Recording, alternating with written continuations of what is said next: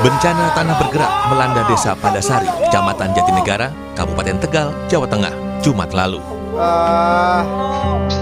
Sejumlah bangunan termasuk rumah warga roboh, jalanan ambles, hingga fasilitas umum mengalami kerusakan parah. Tanah bergerak di desa Padasari, Kabupaten Tegal juga menghancurkan bangunan pondok pesantren Al-Adalah. Kini hampir seluruh bangunan rata dengan tanah.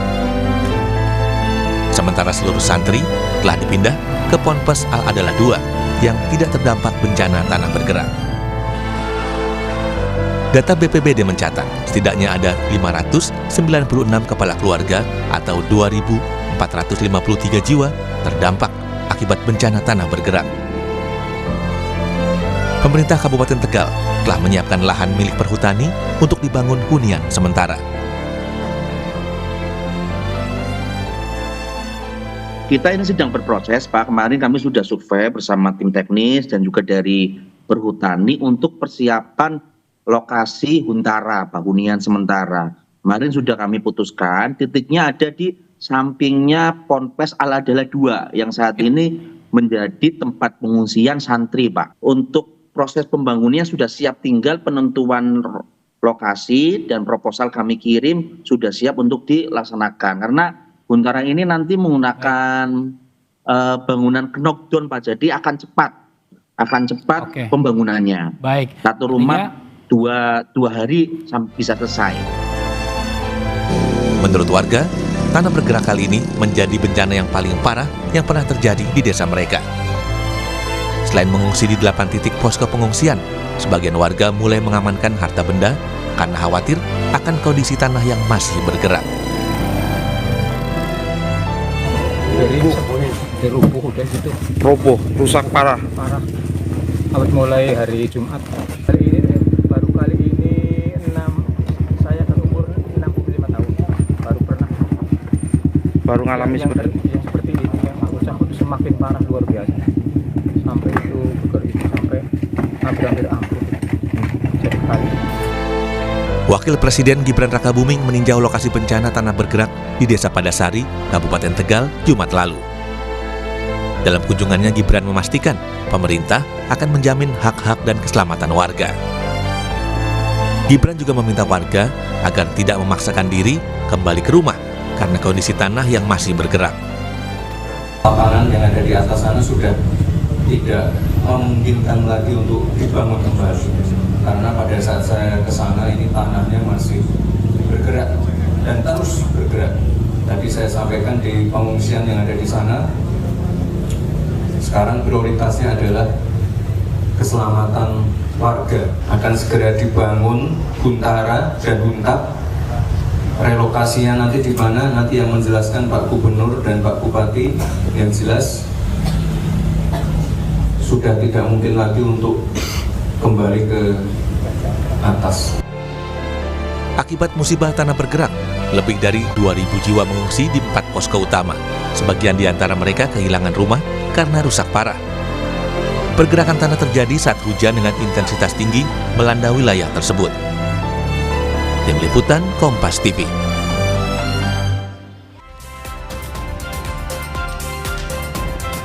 Tanah bergerak melanda desa Padasari, Kabupaten Tegal, Jawa Tengah pada Jumat lalu. Sejumlah bangunan termasuk rumah warga hingga fasilitas umum rusak parah. Akibatnya lebih dari 2.000 jiwa mengungsi. Pemkab Tegal pun akan menyiapkan hunian sementara. Bagaimana mitigasi bencana tanah bergerak agar tidak menimbulkan korban jiwa dan juga meminimalisasi dampak kerusakannya? Kita akan bahas dengan sejumlah narasumber yang sudah bergabung melalui sambungan daring. Sudah ada Kepala Pelaksana BPBD Jawa Tengah, Bergas Catursasi Penanggungan, dan Pakar Manajemen Kebencanaan Geologi UPN Veteran Yogyakarta, Eko Teguh Paripurno. Selamat pagi Pak Bergas, Pak Teguh. Selamat pagi. Ya, saya mau ke Pak Bergas dulu. Pak Bergas, ini update untuk hari ini. Hingga pagi hari ini, apakah tanah di Tegal ini masih bergerak dan seperti apa keadaannya, Pak? Ya, jadi terima kasih ya. Jadi kondisi lokasi Padasari Kabupaten Tegal yang terdampak tanah gerak, apabila terjadi hujan, masih dimungkinkan terjadinya gerakan tanah. Maka tentunya pemerintah baik itu pemerintah kabupaten utamanya, kemudian didukung rekan-rekan daripada pemerintah provinsi serta relawan bagaimana menjaga agar evakuasi warga untuk ke tempat yang lebih aman dapat bisa dilakukan begitu, dibantu tentunya dari teman-teman TNI Polri. Kalau untuk jumlah rumah warga yang rusak, ini apakah ada update-nya Pak? Berapa totalnya sekarang? Sementara masih 596 ya, sebagaimana tadi yang disampaikan dengan 2.400 sekian pengungsian, di mana tentunya yang sudah tidak layak betul itu yang nanti akan disiapkan itu sejumlah sekitar 464. Karena tentunya kerusakan rumah ini levelnya ada yang dari rumah rusak berat, sampai dengan roboh, sampai termasuk sedang maupun ringan begitu. Baik, kemudian untuk warga Pak, apakah masih ada dari warga yang tinggal di rumahnya yang mungkin dampaknya tidak terlalu besar atau semuanya sudah mengevakuasikan diri? Hampir semua dievakuasi atau diungsikan ya. Memang masih ada satu titik, satu dukuh gitu di bagian atas. Memang ini perlu pendekatan khusus ya, perlu pendekatan sosial, di mana tergantung daripada kearifan daripada teman-teman yang ada di lapangan untuk mendekati warga atau tokoh masyarakat setempat. Masih ada berarti ya Pak ya. Kemudian luasnya ini berarti lebih luas daripada yang terdampak parah ini ya Pak ya. Masih ada banyak titik-titik yang sekiranya berpotensi untuk bisa tanah bergerak meluas gitu Pak. Kalau jumlah rumah totalnya itu hampir 1000-an ya, 1000 rumah ya, begitu. Itu yang titik-titik yang sekiranya berpotensi gitu ya Pak ya, ada 1000 rumah. Tapi kalau yang sudah rusak ada 500 sekian gitu Pak. Ya, betul. Oke, baik. Saya mau ke Pak Eko. Pak Eko, ini kita lihat bencana tanah bergerak di Tegal, tentu saja bukan pertama kali terjadi mungkin di Jawa Tengah, Pak. Analisis Anda mungkin ketika Anda melihat bencana yang terjadi di Tegal ini, apa penyebabnya sebenarnya? Ya, kalau kita buka-buka data BPMBG, di sana memang masuk pada zona kerentanan tanah menengah hingga tinggi gitu. Nah, penyebab utamanya sebenarnya adalah karena batuannya yang cenderung lempungan. Dominasinya itu kalau misalnya di istilah geologinya ada formasi rambatan. Jadi napal, serpih, gamping begitu. Nah, yang di tempat berdekatan itu juga ada formasi halang yang lebih keras. Nah, batuan-batuan yang lunak ini punya variasi antar basah dan kering itu tinggi. Jadi kalau dia basah maka dia akan mengembang, kalau kering dia akan menyusut. Ini yang menjadikan bahasa yang lazim dipakai itu tanah itu bergerak. Jadi mengembang dan menyusut. Ketika mengembang maka dia lebih tidak stabil. Sebenarnya geraknya di tempat itu saja gitu. Jadi tidak jenis-jenis longsor yang sliding gitu. Nah, masalahnya adalah menjadi berbahaya ketika rumah infrastruktur kita tidak beradaptasi dengan jenis-jenis tanah yang ada di sana. Kecenderungannya kita kan semakin bikin rumah yang tembokan ya. Nah, sementara basis tanahnya itu mulur mungkret gitu, mengembang dan ini menyusut. Sehingga ketika ada hujan yang berlebih, mengembangnya berlebih, maka daya adaptasi atau daya tahan rumah itu udah terlewati. Dia akan retak, rontok seperti itu gitu. Tentunya hujan. Pilihannya memang semaksimal adaptasi tanah ya untuk rumah di sana, dan pilihan yang lain memang mencari tempat yang lebih aman. Karena nanti itu ada kepentingan yang berbeda. Adaptasi itu biasanya rumahnya bangunan-bangunan kayu gitu, tradisional. Sementara kita semacam ada kebutuhan harus membangun tembokan. Nah, pilihan ini menjadi menarik untuk didiskusikan secara arif seperti yang tadi disampaikan Pak Bergas itu. Nah, ini kalau enggak bisa ruwet ini. Nah, ini kemudian kan hujan pasti terjadi terus di Tegal gitu ya. Apakah kemudian baru kali ini hujan dengan intensitas yang sangat tinggi kemudian membuat tanah menyusut dan juga mengembang segitu ekstrimnya sehingga kemudian merusak rumah warga atau seperti apa pemicu utamanya, Pak?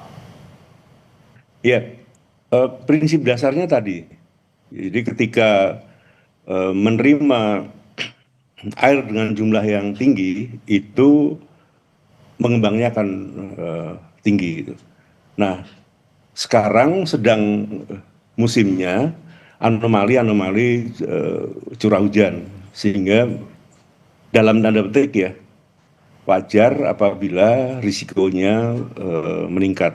Dan ini akan cenderung meluas dengan intensitas berbeda karena sifat lempung satu titik dengan titik yang lain itu berbeda.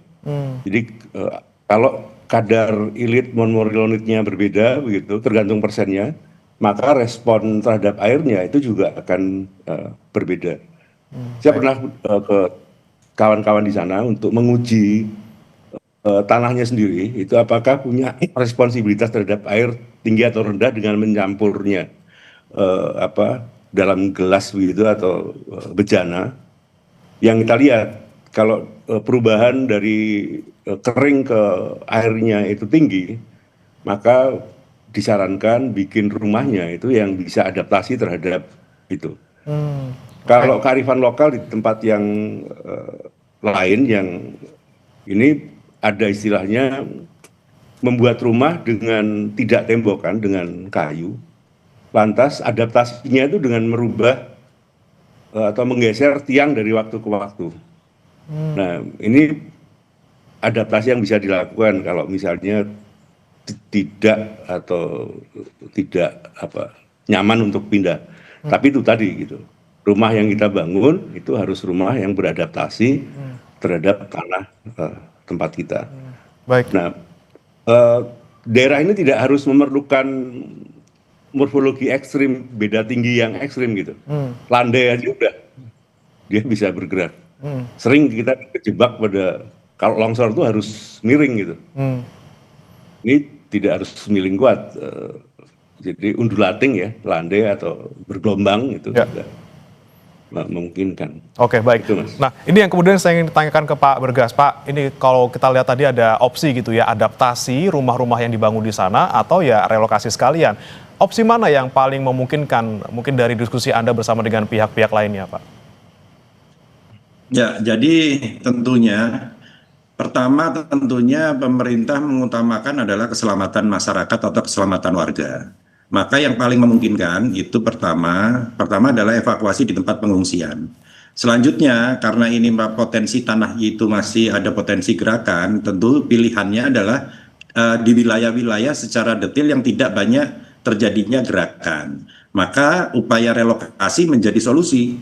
Upaya relokasi bukan berarti kembali ke lokasi awal, itu alternatif. Tentunya dengan pertimbangan-pertimbangan atau kajian-kajian geologi. Beberapa waktu lalu kami sudah dapat informasi bahwa wilayah itu memang wilayah dengan gerakan tanah menengah sampai dengan tinggi. Dan itu tidak hanya di Pandasari, artinya hampir satu wilayah kecamatan begitu. Karena beberapa waktu lalu di tahun 2023 kalau tidak salah, di Damar Suci, Tegal juga itu bersebelahan dalam satu kawasan yang sama, itu juga terjadi tanah gerak yang sama.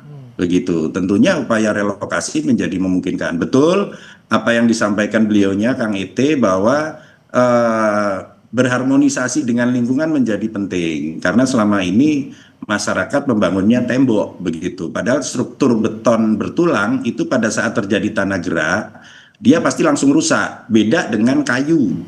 Kalau kayu miring itu bisa langsung diperbaiki. Lah ini kan tidak begitu ya. Tidak, kalau beton itu jelas tidak. Ditambah lagi berat tonase daripada beton bertulang. Memang itu sebagai salah satu solusi-solusi bagaimana kita mensiasati lingkungan untuk kita bisa berharmonisasi living harmony dengan with disaster tadi begitu. Berarti sebenarnya sudah dipetakan ya Pak ya? Pemerintah sendiri dalam upaya penanganan memang sudah dari hari pertama 1 kali 24 jam itu sudah membentuk sistem komando penanganan darurat bencana yang dikomandoni oleh sekretaris daerah. Dan itu terbagi dalam beberapa klaster. Ada klaster OPSAR atau evakuasi, kemudian ada klaster pengungsian, ada klaster logistik, kemudian ada klaster kesehatan, ada klaster pendidikan, sampai ke klaster pemulihan, di mana di dalamnya termasuk ada penanganan sarana prasarana. Kalau ini sistemnya sudah berjalan dan setiap hari dilakukan evaluasi, maka progres terkait penanganan di Padasari ini akan lebih baik dan lebih cepat begitu. Berarti memang sebelumnya sudah dipetakan ya Pak ya, wilayah desa Padasari dan juga sekitarnya ini beresiko tinggi tanah bergerak. Nah kemudian waktu sebelum terjadi ini Pak, ini apakah sudah misalnya ada edukasi kepada warga ataupun imbauan kepada warga untuk tidak membangun rumah dengan tadi struktur beton dinding, atau seperti apa sih kemudian yang mungkin dilakukan oleh pemerintah Kabupaten Tegal sendiri dan juga pihak-pihak terkait Pak? Ya, ini sebetulnya desa Padasari ini sudah termasuk desa tangguh bencana ya, atau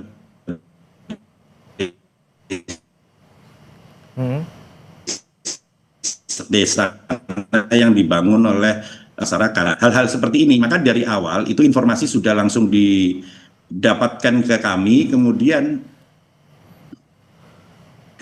habis itu informasi sudah dapat ke kami, kemudian teman-teman sudah langsung bergerak, di mana warga setempat sudah dengan FPRB-nya itu sudah langsung melakukan upaya-upaya penyelamatan. Dan ini menjadi penting dalam rangka upaya untuk meminimalisir korban, utamanya korban jiwa ya, begitu Mas. Oke, baik, saya kembali ke Pak Eko. Pak Eko, tentunya tadi disebutkan bahwa ini adalah lokasi yang memang rawan, sudah kelihatan dari bentuk batuan di dalam tanahnya seperti apa, sangat rentan seperti itu. Nah, sebenarnya tanda-tanda seperti apa yang bisa dilihat oleh warga sebelum akhirnya rumah mereka tergeser ataupun rusak akibat tanah bergerak? Ya, saya kebetulan pernah ke Dharma Suci ya, yang tadi disampaikan Pak Bergas. Saya ajak kawan-kawan itu melakukan penelitian sendiri tanah di rumahnya. Karena memang satu rumah saja misalnya, itu tingkat ekspansif lempungnya itu bisa berbeda-beda. Di depan rumah, belakang rumah, gitu, itu bisa beda. Jadi bisa depan itu retak gitu, naik, gitu. Yang belakang tidak. Gitu. Nah, caranya dengan tadi saya bilang mencampur, membandingkan tanah kering dan basah gitu, setelah dicampur air. Nah, kalau anomalinya tinggi, perbedaannya tinggi, maka kita perlu berhati-hati. Nah, dengan demikian sebenarnya secara sederhana kita bisa memilih tempat-tempat yang tingkat ekspansifnya itu rendah gitu. Yang kedua tentunya tempat yang ada enggak ya rembesan, gitu, retakan yang kaitannya dengan bidang gelincir gitu. Atau yang lebih lagi kita milih tempat yang jauh dari lereng karena akan ada ancaman. Pilihan-pilihan tersebut itu bisa dilakukan warga. Jadi kalau rumah kita tuh kebetulan tingkat ekspansif lempungnya tinggi, ya nyari tempat yang lebih ringan. Saya sering bergurau bahwa ekspansif lempung dan tidak itu nggak ada hubungannya dengan kelakuan orang ya. Jadi misalnya, wah rumah dia retak ya, karena banyak dosanya, itu nggak ada. Jadi ini kan sering di daerah sering suka digitu ya. Ini lebih pada sifat tanahnya. Jadi kita bisa mencari. Tapi Pak Eko, punten, kalau untuk tanda-tanda yang awam gitu Pak, misalnya tanahnya sudah ditempati, rumah sudah terbangun, apakah kemudian sebelum nanti tanahnya ekstrim bergeraknya sampai terbelah gitu, apakah mungkin masyarakat bisa merasakan tanda-tanda misalnya goyang-goyang sedikit, atau mungkin ada merasa yang aneh gitu di rumah mereka? Adakah tanda-tanda yang bisa dilihat warga sebelum terjadi yang ekstrim seperti itu Pak? Jadi kalau di daerah-daerah yang lempung begini, ya, tidak seperti longsor yang pada umumnya bergerak cepat gitu. Gejalanya sebenarnya pelan-pelan. Ketika musim penghujan ya akan jejak retakannya ada gitu. Sampai bangunan itu nggak bisa adaptasi terhadap perubahan tanahnya. Jadi kalau kita membayangkan ini tidak sebagaimana gerakan tanah jenis longsor yang cepat begitu, tapi ini ada adaptasi gedung yang sampai titik kita tidak mampu gitu. Karena itu sering ada orang merasa rumah saya nggak apa-apa sih, gitu. Tapi karena mungkin di titik itu ekspansifnya lebih rendah gitu.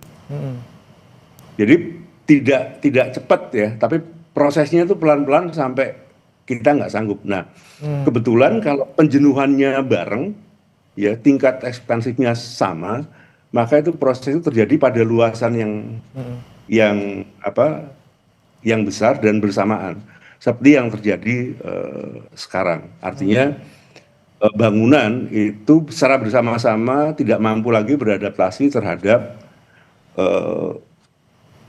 sifat ekspansif lempung itu gitu. Oke. Tergantung tanahnya ya Pak ya? Kita ya. Iya. Semakin kita sadar bahwa ini terjadi bergerak, maka kita pindah. Tapi jangan lupa ada juga loh yang gablek begitu. Artinya sudah kelihatan gitu rumahnya retak-retak dikit gitu ya. Tapi masih bertahan. Oke, ini tergantung berarti masyarakatnya masing-masing bisa menyikapi tanda-tanda yang mereka lihat di rumah mereka masing-masing gitu ya Pak ya. Baik, saya kembali ke Pak Bergas. Pak Bergas, untuk rencana relokasi ini apakah sudah ada tempatnya yang sekiranya akan digunakan untuk relokasi dan ini tanahnya sudah siap untuk dipakai atau seperti apa Pak?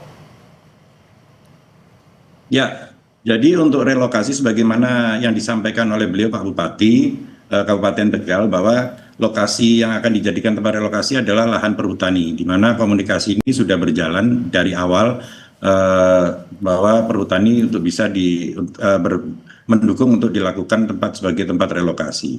Hanya saja memang perlu ada kajian geologi secara lebih detail lagi apakah lokasi ini aman, karena tadi yang disampaikan bahwa wilayah ini hampir semua memiliki potensi tanah gerak menengah sampai dengan tinggi. Tentunya informasi awal yang kami terima tentunya yang pertama adalah kemiringan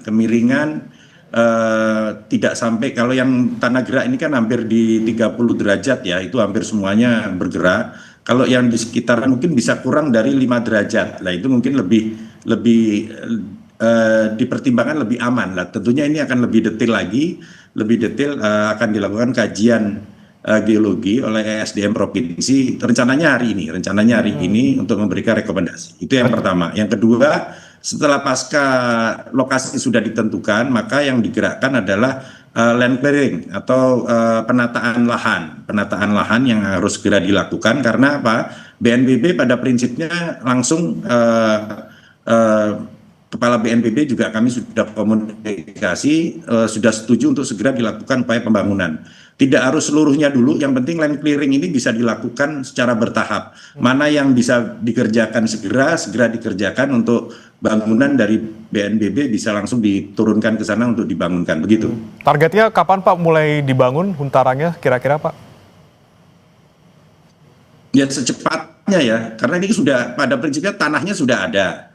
Tinggal ini kajian geologinya. Setelah kajian geologinya selesai, lakukan penataan. Kalau di sini layak, maka dilakukan land clearing. Tentunya dengan menggunakan alat berat. Maka DPU, baik itu DPU kabupaten maupun DPU provinsi, kami sudah koordinasi.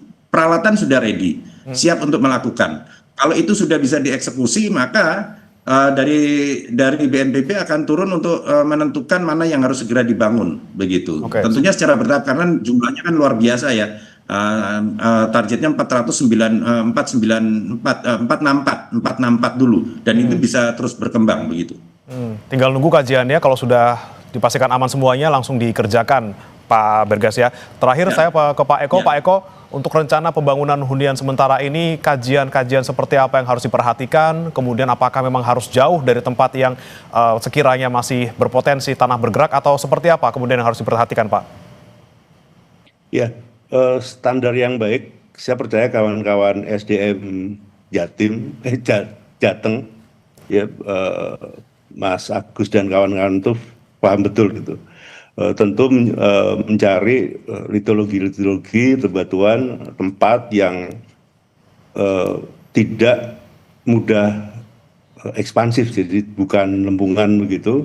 Dan memang ini tidak berarti butuh luasan yang besar, titik-titik itu, selain juga ada ancaman terhadap kemiringan lereng, coba itu dihindari seperti tadi disampaikan Pak Bergas. Kalau lebih landai memang cenderung lebih aman, litologinya yang tidak plastis, demikian. Dan yang menarik sebenarnya karena range-nya itu sedang sampai tinggi, dalam tanda petik dimanapun berada, maka adaptasi Huntara itu juga menarik untuk dipertimbangkan. Jadi Huntaranya menjadi Huntara yang beradaptasi juga terhadap jenis tanah yang di sana. Dan saya pikir teman-teman PUPR juga sudah akan menyiapkan jenis yang sesuai. Jadi selain adaptasi atau menata lahannya, memilih tempat, itu juga bangunannya itu yang perlu sesuai. Nah, karena Huntaranya ini barangkali juga tidak model Huntara karena erupsi gunung api misalnya, ya, atau banjir yang waktunya pendek-pendek, ini akan panjang, maka Huntara ini menjadi Huntara yang rada-rada huntap barangkali, ya, yang memungkinkan warga menempati sambil nanti mencari mendapatkan tempat yang sesuai bagi huntapnya. Oke, baik. Intinya selain pemilihan lokasi yang tepat, juga konstruksinya ya Pak ya diperhatikan menyesuaikan dengan kondisi tanah di sana. Terima kasih Pak Bergas Catursasi Penanggungan, Kepala Pelaksana BPBD Jawa Tengah, dan juga Pak Eko Teguh Paripurno, Pakar Kebencanaan Geologi UPN Veteran Yogyakarta, sudah bergabung bersama kami di Sapa Indonesia Pagi. Selamat pagi Bapak-Bapak. Selamat. Kami masih akan kembali dengan informasi lainnya. Saudara, seorang anak perempuan warga negara Indonesia berusia 6 tahun meninggal akibat ditabrak mobil di kawasan Chinatown, Singapura. Sementara ibu sang anak luka-luka akibat kecelakaan.